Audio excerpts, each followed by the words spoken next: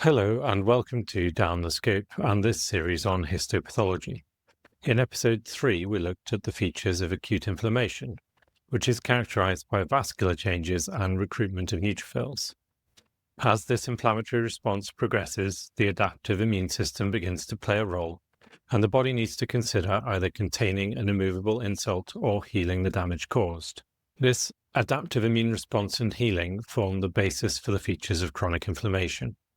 So let's start out with looking at the different types of immune cells you'll be able to identify.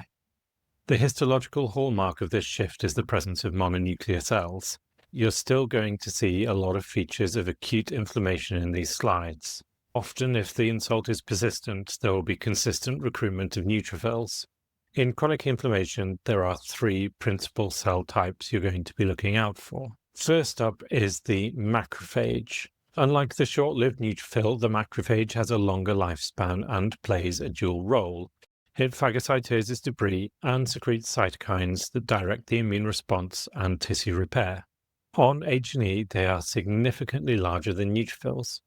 They have an oval or bean-shaped nucleus and abundant cytoplasm.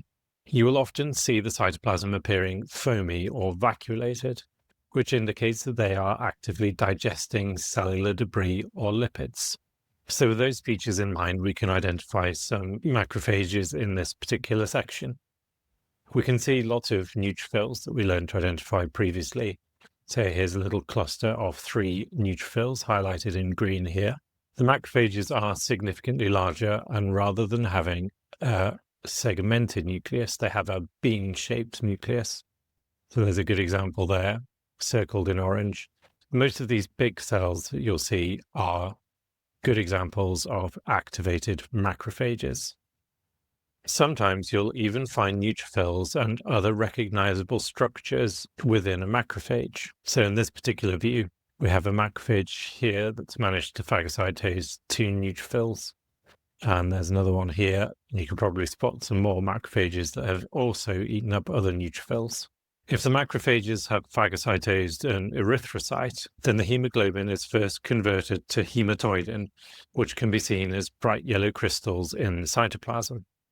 Then to hemosiderin, which manifests as these yellow golden granules. A macrophage which contains hemosiderin is often taken as a signal of previous hemorrhage and is called a hemosiderophage.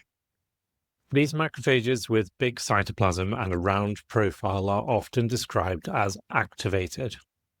An activated macrophage is simply a macrophage that has been switched on by cytokines, becomes larger, more efficient at phagocytosis, which is its primary function. However, if the insult cannot be removed, the macrophage transforms into an epithelioid macrophage. These cells stop moving and specialize in containment. They accumulate abundant cytoplasm and tightly adhere to their neighbors, mimicking the appearance of epithelial cells. When you see the epithelioid macrophages, the body has stopped trying to chase the invader and has started trying to wall it off. We'll see lots of examples in a minute when we come to talk about granulomas. Another special thing that macrophages can do is form multinucleated giant cells. These are distinct, massive cells formed by the fusion of multiple macrophages, rather than the division of a single cell. Frustrated phagocytosis is the primary driver for this fusion and describes a physical or chemical mismatch between the phagocyte and its target. When a macrophage encounters a particle that is indigestible or simply too large to engulf, for example a cotton fiber, a splinter, a parasitic larva, or complex mycolic acid from mycobacteria, it signals neighbors to fuse together. This allows the cell to share intracellular machinery and surface area to attack the target more effectively. In veterinary histopathology, we distinguish between phenotypes based on nuclear arrangement, although their functions overlap. There are Langhans giant cells, where the nuclei are arranged in a specific horseshoe or semicircular pattern at the periphery of the cell. These are classically associated with infectious granulomas, particularly tuberculosis. The other type are foreign body giant cells, which have nuclei scattered haphazardly throughout the cytoplasm or clustered in the center. These are typically seen in response to exogenous foreign material, such as sutures or grass awns, or endogenous material like keratin from a ruptured hair follicle. So that's plenty about macrophages. Let's now consider the lymphocyte. These appear as small cells with dark, round, dense nuclei and a thin rim of nearly indistinguishable cytoplasm. They represent the adaptive immune response. Remember, you'll not be able to tell the difference between T and B lymphocytes. Lymphocytes will often cluster at the edge of a lesion, particularly around blood vessels. So in this slide, we have a section of dog skin, and there's a big cluster of inflammation in the subcutis with a central cavity. And we've been looking at the area of macrophages and neutrophils in the center, but towards the edge, you'll start to see these dark, more blue areas that are often clustered around blood vessels. So there's a really good example here. And then if you look at an obvious blood vessel, like this one here, you can see lots of blue staining around it. These are going to be lymphocytes. So we'll zoom in on these areas. And here we can see the typical lymphocyte morphology. All of these cells are lymphocytes of some description. They tend to have very little cytoplasm and really dark, condensed, round nuclei. So this would be a perfect example of what a normal lymphocyte would look like. And I'm sure you'll be able to find lots of other ones like this one just down here. Now, there is one type of differentiated lymphocyte where you can tell that it's a B cell, and that is the plasma cell, which are terminally differentiated B lymphocytes specialized for antibody production. They have a highly distinctive morphology that makes them easy to identify. The nucleus is round and eccentric, so pushed to one side. The chromatin is arranged in coarse clumps around the periphery, often described as a clock face or cartwheel pattern. And adjacent to the nucleus, there is a pale, clear area called the perinuclear Hoff, which represents the Golgi apparatus full of antibodies that are getting ready to be packaged up and exported outside the cell. So we can have a little look for some plasma cells in this field of view here. Now, instantly you might think that maybe this cell here could be a plasma cell. It's got an eccentric nucleus, which is kind of round, but this is far larger than a plasma cell is going to be. The nucleus is much, much larger, and it doesn't have a nice perinuclear Hoff. Contrast that to this cell over here. This is a nice example of a plasma cell.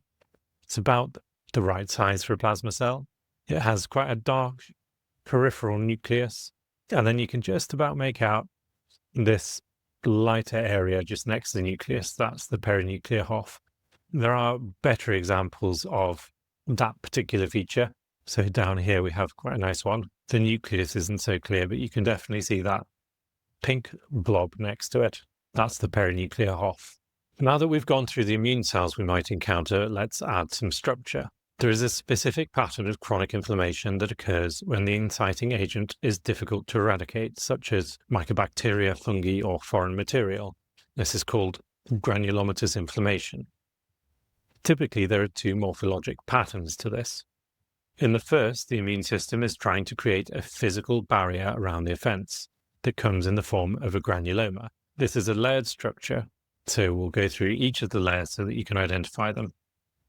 This is the slide that we're going to be looking at to do that. It's a section of tongue from a sheep, and it has all of these granulomas interrupting the skeletal muscle caused by a bacteria called Actinobacillus lignarisi.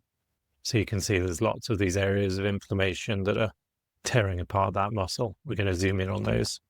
So this here in the center of the screen is a typical pyogranuloma because it has lots of neutrophils in the center. At the core, you'll find sometimes the inciting agent, in this case, these blue areas of colonies of bacteria. Like that's a good example. And those are surrounded by this lovely radiating crystalline material. This is called Splendori Herpli material and is a mixture of debris and antigen antibody complexes. Now, you don't have to find these things to define a granuloma or a pyogranuloma, but I just thought I'd talk you through them anyway. Surrounding that, there are lots and lots of neutrophils forming that core. And then we move out towards the inner wall of the granuloma. This is when you'll start to find epithelioid macrophages. So if we come out this way, you'll start to see that there are bigger cells with bigger nuclei, and they're kind of clumping together. And there's the nucleus of an epithelioid macrophage, and right next to it, there's another one. So any big nuclei like these are epithelioid macrophages, and they're there to try and form a barrier between that necrotic core and the tissue on the outside. Then as we move out, you'll see that there's an outer rim of lymphocytes and plasma cells with maybe a few other macrophages. And then finally, there's a fibrous capsule. Some of you may have seen this funny structure up here. This is a protozoal cyst, a species of Sarcocystis, which we'll often find in the skeletal muscle of cows and sheep, often as an incidental finding. And you'll see lots of examples in a slide like this of tongue. If you just zoom around to skeletal muscle, you'll be able to see each of these phyllic cysts is a Sarcocystis. But we digress. The other pattern of granulomatous inflammation is more diffuse. The classic veterinary example is Johne's disease in ruminants caused by Mycobacterium avium subspecies paratuberculosis. Here, the macrophages don't form tight nodules. Instead, there are sheets of macrophages that infiltrate the tissue. In the intestine, these sheets of macrophages stuff the lamina propria, causing the gut wall to become thick and corrugated, looking like the surface of a brain. Under the microscope, you'll just see a sea of macrophages replacing the normal tissue. At this point, I'd like to stress that these are general rules. Inflammation can look very different depending on the organ that's affected. Different tissues respond in different ways to chronic injury and will try to repair or adapt using the cells available. But the basic plan of mononuclear cells to define chronic inflammation is generally applicable. At the start of the video, we decided we're going to describe chronic inflammation as a mixture of mononuclear cell inflammation and signs of repair and regeneration. So we should briefly go through a common pattern of healing, granulation tissue. This can be a major point of confusion in histology since granulation tissue sounds quite similar to granulomatous inflammation. Granulation tissue is a vascular connective tissue used in healing, while the other refers to the inflammatory pattern dominated by macrophages that we just discussed. Granulation tissue is the preliminary tissue formed to fill a wound or defect. It has a characteristic histological structure defined by two main processes. First, angiogenesis, where new capillaries grow perpendicular to the wound surface to provide oxygen. Second, fibroblasts proliferate parallel to the wound surface and start to deposit type 3 collagen. This creates a loose, edematous, grid-like matrix. So here's another section of dog skin, and we're going to go and have a look at these features. Where you would want to be looking in a lesion such as this is adjacent to the inflammation. So in the core, we have this arrangement of neutrophils and macrophages that we discussed before. As we head towards the edge, you'll start to see blood vessels coming in. So here's a good section. In amongst all of this inflammation, you can start to pick out some blood vessels like this one here. We can tell it's a blood vessel because it has this kind of pink eosinophilic amorphous material or proteinaceous fluid in it. Some of them have red blood cells in the lumen as well. And we're always looking out for that endothelial cell lining. So there's an endothelial cell there, and probably up here as well, there's some endothelial cells. This is the angiogenesis component of granulation tissue. So as we move out towards the margin of the tissue, you'll begin to see these fibroblasts coming in and depositing tissue. Notice their orientation. The blood vessels are going up the screen like this, so perpendicular to the wound surface. And then the collagen is being laid down by the fibroblasts parallel to the wound surface like this. And that creates this kind of basket weave grid-like appearance. As repair proceeds, the granulation tissue begins to mature. The blood vessels regress and the fibroblasts deposit type 1 collagen. The tissue transition from loose and cellular to dense, pink and acellular is called fibrosis. While it restores structural integrity to the tissue, it does not restore function. The original specialized tissue is replaced by non-functional collagenous scar tissue. So that's everything I can think of to cover the basis of chronic inflammation on histology. If you found this helpful, there are a few other videos in the series you can check out. If you have any questions, then just pop them in as a comment underneath. Thanks for watching, and until next time, goodbye.